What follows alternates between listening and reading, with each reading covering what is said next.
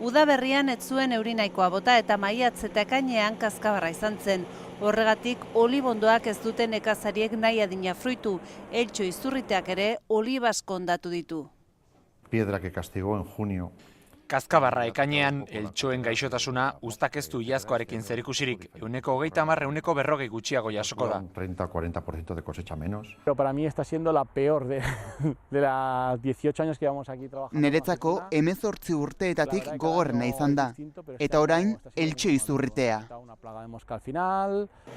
Iazko uzta ezin hobea izan zen 15 milioi oliba jaso zituzten Nafarroan. Aurten ez dakite 12 milioira iritsiko diren, baina horrelako omen da olibaren uzta.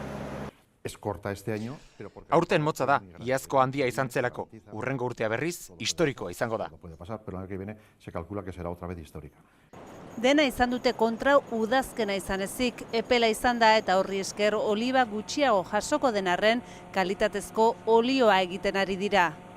La verdad que el otoño... Egia esan da, udazkena oso ona izaten ari da, eta horrek olioaren kalidadea markatuko digu.